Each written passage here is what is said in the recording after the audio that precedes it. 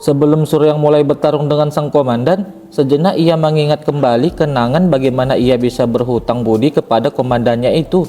Terlihat Suryong kala itu sedang terbaring dan ia sedang melamun memikirkan perkataan orang-orang karena dantiannya telah hancur dan ia akan segera berakhir. Katanya ia akan dihabisi oleh orang-orang yang membencinya atau ia akan menghabisi dirinya sendiri. Lalu sang komandan pun menghampirinya, mengganggu lamunannya. "Ayo temukan hal lain yang bisa kau lakukan," ucap sang komandan ke Suryong. "Kenapa kau membantu orang yang akan berakhir?" tanya Suryong ke komandannya. "Itu perintah," jawab tegas sang komandan. "Jangan pikirkan hal-hal yang tidak penting dan fokuslah menyembuhkan dirimu. Selama itu tidak akan ada yang boleh masuk ke ruangan ini," lanjut ucap komandan ke Suryong sembari pergi meninggalkan tempat Suryong berada. Jadi setelah hampir menyembuhkan Suryong beberapa kali, Suryong juga menerima bantuan lagi dan diam-diam meninggalkan pengawal naga darah. "Aku akan membayar hutang ini suatu hari nanti," ucap Suryong kepada sang komandan yang selama ini telah membantunya. "Lupakan, hidup saja dan belajarlah untuk mengendalikan amarahmu sedikit. Tundukkan kepalamu saat kau harus menunduk. Kau harus menjadi licik untuk bisa bertahan hidup dalam waktu yang lama," saut sang komandan yang pada saat itu membantu Suryong pergi meninggalkan kesatuan pengawal naga darah. "Tapi kau saja tidak begitu, komandan," balas Suryong ke komandannya. "Kalau kau merasa dibuli, jadilah sedikit lebih kuat seperti diriku," saut lagi sang komandan merespon ucapan Suryong sembari tertawa. Itu adalah perpisahan terakhir Suryong kepada komandannya dari kehidupan Suryong terdahulu. Beberapa tahun kemudian, sang komandan ditangkap karena dituduh mencoba menghabisi sang Blood Demon dan kemudian ia dieksekusi tanpa sebab apapun. Kultus darah memang selalu begitu. Lalu, scene kembali pada saat Suryong akan bertanding dengan komandannya. "Kau pria bodoh yang terlalu polos. Kau akan berakhir di tangan bajigur iblis darah itu beberapa tahun lagi.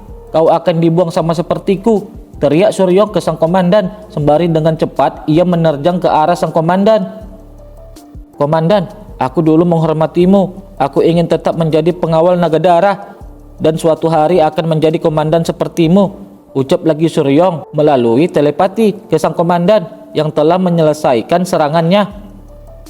Setelah itu, terlihat tubuh sang komandan telah berlubang akibat serangan Suryong yang telah diterimanya.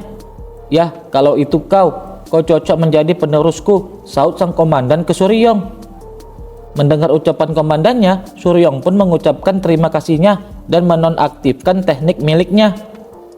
Tiba-tiba terdengar suara dari Blood Demon dan dengan seketika tempat Suryong pun berubah seperti ia telah berada di dimensi lain. "Datanglah lain kali," ucap Blood Demon ke Suryong. "Kau belum melihat semua yang ingin kau lihat kan?" lanjut ucap Blood Demon ke Suryong. "Iblis darah," saut Suryong sembari melirik sang Blood Demon. "Tertawalah sepuasmu selagi masih bisa. Saat kau datang nanti, aku akan menghabisimu," ucap Suryong ke Blood Demon sembari perlahan tubuhnya sirna dari dimensi itu. "Ya, aku akan menantikannya," balas juga sang Blood Demon ke Suryong dan juga perlahan sirna sama seperti Suryong. Kemudian, scene kembali di kediaman Suryong. Terlihat di sana ada seseorang yang sedang menuangkan minumannya sendiri. Ternyata itu adalah Baek Mohen, ayahnya Suryong, yang sedang minum sendiri sembari memikirkan tulisan di diari Suryong yang mengatakan bahwa Suryong adalah sesosok orang yang telah bereinkarnasi yang dulunya adalah seorang guru dari kultus darah. Di saat Baek Mohen sedang santai sembari melamunkan anaknya, tiba-tiba Maego Kreon datang menghampirinya. "Kenapa kau terlihat sedih sekali tengah malam begini?" tanya Maego Kreon ke Baek Mohen. "Kau belum tidur? Kupikir kau masuk duluan karena kau lelah," saut Baek Mohen. "Aku keluar sebentar karena aku tidak bisa tidur. Dan kenapa kau terbangun lalu minum-minum? Kau ini hidup seenaknya ya. Padahal sudah umur segini," balas Maego Kreon ke menantunya itu. "Ya, aku tidak punya istri yang akan mengomel kalau aku begadang," saut Baek Mohen lagi sembari tersenyum ke arah mertuanya. "Aku mau segelas," pinta Maego Kreon ke Baek Mohen. "Kukira kau tidak minum," saut Baek Mohen yang sedikit kaget karena Maego Kreon minum bersamanya. "Aku minum sesekali akhir-akhir ini," Aku bahkan baru saja dapat teman minum, jawab Maigu Crayon. Kau juga banyak berubah ayah mertua, saut Baek Mohen merespon ucapan Maigu Crayon. Apa yang kau lakukan di hari peringatan kematian Yak Bing? Tanya Maigu Crayon. Sebelumnya aku pergi melihat pemandangan dengan putraku. Karena itu wasiat Yak Bing. Dia tidak ingin kami melakukan upacara leluhur. Dia ingin kami berpergian, jawab Baek Mohen, menceritakan tentang permintaan terakhir istrinya. Dia memang begitu. Dia juga mengatakan sesuatu yang mirip padaku saat dia masih kecil, saut Maigu Crayon. Apa yang kau lakukan ayah mertua? Tanya Baek Mohen. Aku melindungi perguruan. 30 tahun telah berlalu, tapi jejaknya masih berbekas di sini. Jalanan yang pernah dia lewati, rumah makan tempat dia dulu makan, kelas yang pernah dia gunakan untuk belajar, jawab Maigu Crayon yang melakukan kunjungan ke tempat tersebut untuk mengenang kematian Yak Bing. Oh, aku juga berencana mengelilingi perguruan besok. Apa kau mau memanduku? Pinta Baek Mohen ke ayah mertuanya, sembari juga mengingat di saat ia pertama kali masuk ke perguruan Azure Dragon, tepat di mana kala itu Yak Bing dan Maigu Crayon juga telah pindah ke perguruan. Setelah itu, mereka berdua pun menikmati malam sembari meminum minuman mereka. Tentang Suryong, ucap Maigu Crayon sembari terlihat mereka berdua serempak meletakkan wadah minuman mereka. Dia mirip denganku dan banyak berulah kan? Memang tidak ada yang bisa membiarkan pria tampan sendirian, saut Baek Mohen dengan canggungnya, berusaha mengalihkan pertanyaan ayah mertuanya itu. Berhenti pamer, balas Maigu Crayon yang seketika ilfil setelah mendengar ucapan Baek Mohen. Saat dia pertama kali datang ke perguruan Azure Dragon, dia bahkan belum sampai standar tingkat pertama dan tubuhnya juga belum sempurna. Namun hanya dalam beberapa bulan dia berhasil mencapai puncak tertinggi. Ini hal yang tidak bisa dan sulit ditemukan pada seniman bela diri. Apa menurutmu ini normal? Ucap serius Maigu Crayon sembari juga bertanya pendapat Baek Mohen. Jadi sepertinya dia mendapat kesempatan besar, jawab Baek Mohen. Tetapi di dalam benaknya ia bergumam, itu sebenarnya karena masa lalunya. Melihatmu berbicara tidak jelas begitu, sepertinya kau tahu sesuatu, ucap lagi Maigu Crayon, tetapi kali ini dengan nada yang mengintimidasi. Melihat perubahan ayah mertuanya yang seperti itu, sontak saja membuat Baek Mohen sangat kaget. Bukan seni iblis, saut cepat Baek Mohen menanggapi ucapan ayah mertuanya itu. Tidak apa-apa selama tidak menjadi masalah. Kau sepertinya tidak ingin membicarakannya secara detail. Aku juga tidak akan menanyakannya lebih lanjut, ucap Maigu Crayon yang mengerti akan kondisi Baek Mohen. Kemudian Baek Mohen pun mengucapkan terima kasih atas pengertian ayah mertuanya.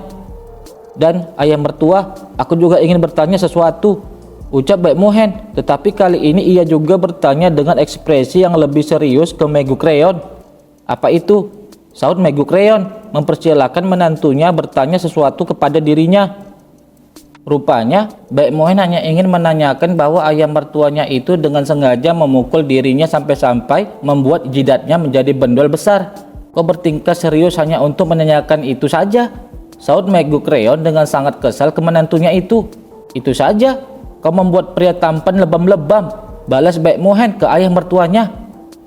Mendengar ucapan Baek Mohen yang seperti itu, seketika amarah Maigu Crayon pun sudah tidak bisa terbendung lagi, dan dengan sangat cepat ia melayangkan botol minuman yang baru saja ia pegang ke Baek Mohen. Tetapi Baek Mohen sudah menyangkanya, sehingga dengan sigap ia dengan mudah menghindari serangan dari ayah mertuanya itu. Di dalam pertengkaran kecil mereka berdua, tiba-tiba saja mereka merasakan lonjakan energi yang sangat dahsyat terpancar dari ruangan Suryong, sehingga membuat mereka berhenti bertengkar dan mengalihkan pandangan mereka ke tempat Suryong berada. Ini, ucap Maigu Crayon sembari menatap ke arah Baek Mohen. Ayah mertua, saut Baek Mohen yang juga sepemikiran dengan ayah mertuanya itu. Setelahnya, mereka berdua pun bergegas pergi untuk melihat keadaan Suryong kala itu. Setibanya mereka di kamar Suryong, mereka melihat sebuah lonjakan energi yang besar dan berputar-putar seperti angin puting beliung di sekitaran tubuh Suryong yang sedang bersila melakukan gerakan meditasi. Apa-apaan ini, guru? Apa-apaan ini? Ucap juga para murid-murid Suryong yang juga melihat fenomena itu yang terjadi pada guru mereka. Jangan dekati dia, sepertinya ini momen yang penting, sahut Baek Mohen menjawab keterkejutan murid-murid Suryong. Diam, sepertinya gurumu sedang diambang mendapatkan pencerahan, terang Meguk Reon menambahkan penjelasan tentang kondisi Suryong. Mendengar akan hal tersebut, para murid Suryong pun menjadi sangat kaget, tak menyangkanya, dan harapan mereka yang sangat ingin memberikan Suryong pelajaran dalam latihan mereka semakin sulit. Bocah ini sebenarnya dia ingin menjadi sekuat apa? Gumam Baek Mohen yang juga sangat kaget akan perubahan Suryong yang sangat luar biasa itu. Di kondisi Suryong, ia hanya diam dan terus berkonsentrasi menyerap energi yang sedang meluap di sekitaran tubuhnya itu. Perlahan energi tersebut pun mulai menunjukkan sebuah perubahan di tubuh Suryong. Tak lama kemudian, muncullah sebuah mahkota yang bertengger di kepala Suryong dari energi yang sedari tadi berputar-putar di sekeliling tubuhnya. Lalu mahkota yang terbentuk dari energi tersebut pun perlahan menyempurnakan bentuknya. Dia bangkit dari tahap pemekaran energi, terang Meguk Reon yang senang akan peningkatan yang telah dilakukan Suryong. Melihat hal tersebut, di dalam pemikiran murid-murid Suryong pun semakin yakin bahwa mereka tidak akan pernah bisa mengajar guru mereka itu dalam latihannya. Namun, perubahan bunga yang berwarna merah darah itu yang menyerupai sebuah mahkota di kepala Suryong perlahan memudar. Melihat akan hal itu, Meguk Reon pun menyimpulkan dalam benaknya tentang keganjilan dan rasa bingungnya bahwa bunga mahkota Suryong tidak sempurna karena bunga mahkota itu berhenti di tengah-tengah proses pemekaran. Tetapi kalau perencanaannya tidak selesai, seharusnya tidak ada 3 bunga yang berkumpul di kepala Suryong. Dia akan bangun sebentar lagi, ucap Baek Mohen memberitahukan kondisi Suryong yang akan terbangun dari meditasi pencerahannya. Benar saja, perlahan semua energi yang ada di sekitar tubuh Suryong pun telah menghilang. Dan akhirnya Suryong telah membuka matanya, terbangun dari meditasi pencerahan yang ia lakukan. Suryong, apa kau baik-baik saja? Tanya Baek Mohen ke anaknya itu. Menyadari ayahnya ada di dalam kamarnya, seketika saja Suryong menjadi kaget dan bingung secara bersamaan. Ayah, sudah berapa lama sejak kau keluar dari ruanganku? Tanya Suryong ke Baek Mohen sembari mengingat kembali mimpi yang telah ia alami. Sekitar 2 jam, belum terlalu lama, jawab Baek Mohen. 2 jam? Semua itu terjadi hanya dalam 2 jam.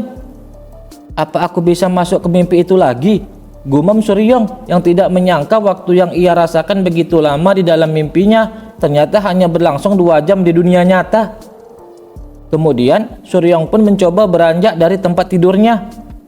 Sesaat ia mau berdiri, seketika saja ia merasakan ketidakstabilan tubuhnya diakibatkan kelelahan karena pencerahan yang baru saja didapatnya.